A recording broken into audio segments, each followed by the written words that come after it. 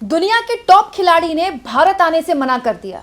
क्या नरेंद्र मोदी के पर्यावरण मंत्री या फिर उनकी पूरी की पूरी सरकार को अब थोड़ी शर्म आएगी? दोस्तों, दिल्ली की मुख्यमंत्री रेखा गुप्ता को कुछ दिन पहले विधानसभा में बड़ा भावुक हो रही थी इस बात पर कि वो 24 घंटे काम करती हैं, एक महिला मुख्यमंत्री हैं, इसीलिए उनका इतना मजाक उड़ाया जा रहा है। लेकिन अगर दिल्ली की मुख्यमंत्री को अपने रोने और भावुक होने से फुर्सत मिल गई हो तो अब देश की राजधानी कि ज़रा सूरत हाल देख लीजिए। यह ऐसा सूरत हाल है जिसमें विदेशी खिलाड़ी ये बता रहे हैं कि वो भारत नहीं आएंगे, दिल्ली में नहीं आएंगे, क्योंकि दिल्ली में खेलने लायक की स्थिति नहीं है। और जो विदेशी खिलाड़ी आए हैं वो ये बता रहे हैं कि कितनी अव्यवस्था है। दोस्तों, विश्वगुरु लेवल के देश में, जिसमें हमारी सरकार ये उम्मीद करती है कि बहुत जल्द आने वाले सालों में हमारे देश में ओलंपिक्स भी खेला जाए, उस देश में एक बैडमिंटन टूर्नामेंट को लेकर इतना विवाद छिड़ गया है जिसमें पूरी दुनिया में इसकी चर्चा हो रही है। दोस्तों, हुआ क्या, भारतीय बैडमिंटन संघ ने अगस्त में होने वाली विश्व चैंपियनशिप को ध्यान में रखकर इस साल इंडिया में India super 750 badminton tournament KD Jadhav hall की बजाय इंदिरा गांधी इंडोर स्टेडियम में कराया। ये बहुत ही इंपॉर्टेंट बैडमिंटन टूर्नामेंट है। दुनिया भर के खिलाड़ी इसमें शिरकत करने के लिए आ रहे हैं, लेकिन बैडमिंटन के दुनिया के नंबर 2 के खिलाड़ी माने जाने वाले एंडर्स एंटोनसन ने भारत आने से इनकार कर दिया है। जानते हैं क्यों? क्योंकि उन्होंने कहा है कि प्रदूषण इतना ज़्यादा है दिल्ली में कि वो आने की स्थिति में नहीं है, और ये खुद उन्होंने अपने सोशल मीडिया में लिखा है। देखिए, वो लिखते हैं, many is curious to why I have pulled out of the India open for 3rd consecutive year. मतलब तीसरे साल भी मैं इंडिया ओपन में क्यों नहीं आया, बहुत सारे लोग क्यूरियस है जानने में। Due to the extreme pollution in Delhi at the moment I don't think it's place to host the badminton tournament. कितने शर्म की बात है, खिलाड़ी ये लिख रहे हैं कि दिल्ली में इस वक्त इतना ज़्यादा प्रदूषण है कि मुझे नहीं लगता कि दिल्ली सही जगह होगी इस तरह का टूर्नामेंट कराने के लिए। Crossing my fingers that it will be better in summer when the world championship will take place in Delhi. और मैं फिंगर क्रॉस करता हूँ, मतलब मैं उम्मीद करता हूँ कि जब समर्स में, मतलब गर्मियों में ये टूर्नामेंट दोबारा होगा तो वहाँ स्थितियाँ अभी से बेहतर होंगी। As result BWF once again has fine me $500, मतलब उनको इसके लिए फाइन भी झेलना पड़ा है। लेकिन फाइन झेलने के बाद भी वो भारत आने को तैयार नहीं है। क्यों? क्योंकि वो ये कह रहे हैं क्योंकि दिल्ली ऐसी स्थिति में नहीं है कि वहाँ इतने प्रदूषण में खेलने की स्थिति, मतलब मैं खेलने के लिए लायक नहीं मानता दिल्ली को कि इस वक्त वहाँ खेला जाए।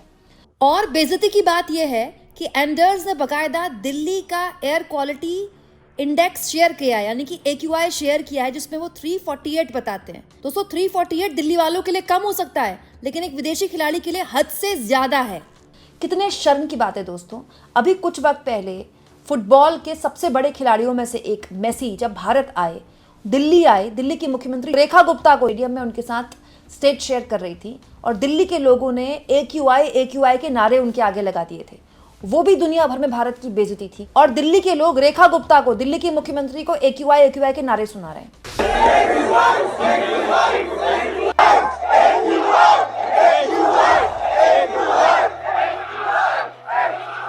और अगर आपको ऐसा लग रहा है दोस्तों कि इकलौते ही बैडमिंटन खिलाड़ी हैं जिन्होंने भारत आने से इनकार किया है, तो नहीं। इससे पूर्व में 24 घंटे पहले इसी टूर्नामेंट में एक और विदेशी खिलाड़ी हैं जिन्होंने अव्यवस्था के आलम की वजह से बहुत ज़्यादा शिकायत की। हुआ क्या दोस्तों, डेनमार्क की मिया फ्लिटफेल्ट ने इंडिया में जो इंडिया ओपन हो रहा है इसके आयोजन स्थल को लेकर बहुत शिकायत की है। दरअसल IG स्टेडियम में ये हो रहा है, और IG स्टेडियम की बहुत आलोचना की है डेनमार्क की इस खिलाड़ी ने, ये कहते हुए कि खिलाड़ियों के लिए यहाँ पर बहुत ही अनप्रोफेशनल व्यवस्था है, और जो स्थितियाँ हैं वहाँ पर, जो तैयारियाँ हैं वो बिल्कुल भी पूरी नहीं है, ठीक नहीं है। यही नहीं दोस्तों, विश्व चैंपियनशिप से पहले हालात को सुधारने के लिए उन्होंने BWF से दखल की मांग भी कर दी है। दोस्तों, अगस्त में जो टूर्नामेंट होना था उससे पहले भारतीय बैडमिंटन संघ ने टूर्नामेंट रखा ही इसलिए था कि उससे पहले हम तैयारी कर लें अपनी, कोई भी हिकअप ना आए।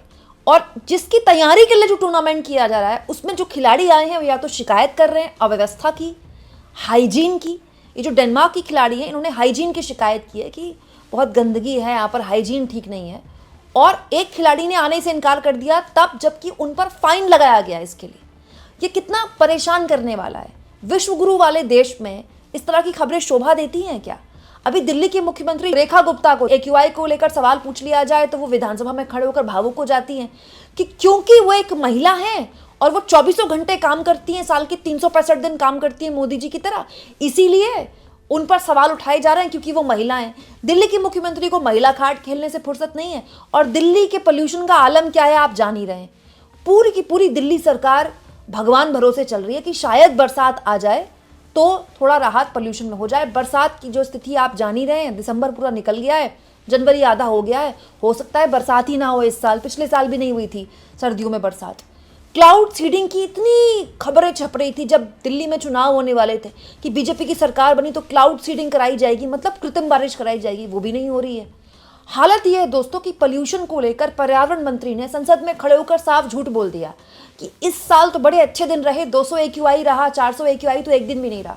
जबकि खुद दिल्ली के लोग और NCR के लोग जानते हैं कि शायद ही ऐसा कोई दिन जाता हो जब 300+ AQI ना होता हो। नोएडा में तो दोस्तों मैंने अपने परिवार वालों को 900+ AQI की तस्वीरें भी भेजी हैं, मेरे पास ऑन रिकॉर्ड है वो 900+ AQI। आप यकीन कर सकते हैं 600-700 AQI।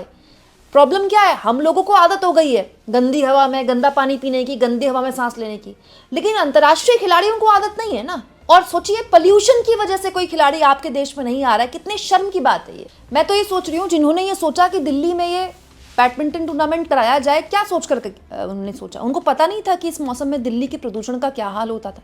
क्या ज़रूरत थी दिल्ली में बैडमिंटन टूर्नामेंट कराने की? कहीं और करा लेते। देश के कई और राज्य हैं जहाँ प्रदूषण की कोई समस्या नहीं है। केरला में प्रदूषण की कोई समस्या नहीं है, नॉर्थ ईस्ट में प्रदूषण की फिलहाल कम समस्या है, पहाड़ में फिलहाल प्रदूषण कम है, कहीं और करा लेते। इंफ्रास्ट्रक्चर की अगर कमी है तो इंफ्रास्ट्रक्चर खड़ा कर लेते। आपके पास इंफ्रास्ट्रक्चर भी दिल्ली में ही है और प्रदूषण भी दिल्ली में ही है, और उसके बाद विदेशी खिलाड़ी या तो आपके आने को तैयार नहीं है टूर्नामेंट में, और या जो आ रहे हैं वो ये बता रहे हैं कि हाइजीन प्रॉपर नहीं है, साफ सफाई नहीं है, स्टेडियम में व्यवस्थाएं दुरुस्त नहीं है। अब किसी विश्वगुरु की नाक नहीं कट रही है, अब किसी को बुरा नहीं लग रहा है। मुझे याद है दोस्तों कुछ साल पहले डॉक्टर मनमोहन सिंह के ज़माने में दिल्ली में कॉमनवेल्थ गेम हुए थे, हालांकि बहुत अच्छे इंतजाम थे, लेकिन उस वक्त भी कई अव्यवस्थाएं देखने को मिली थी। पूरी की पूरी मीडिया ने सरकार की बैंड बजा दी थी। शीला दीक्षित उस वक्त दिल्ली की मुख्यमंत्री हुआ करती थी, केंद्र से लेकर दिल्ली की मुख्यमंत्री, पूरी की पूरी दोनों डबल इंजन की सरकार उस वक्त की मतलब टो पे खड़ी हो गई थी। मीडिया ने केंद्र की मनमोहन सरकार और शीला दीक्षित की ऐसी हालत कर दी थी आलोचना करते हुए कि कॉमनवेल्थ में इतने घोटाले हो गए, कॉमनवेल्थ में इतनी अव्यवस्था हो गई।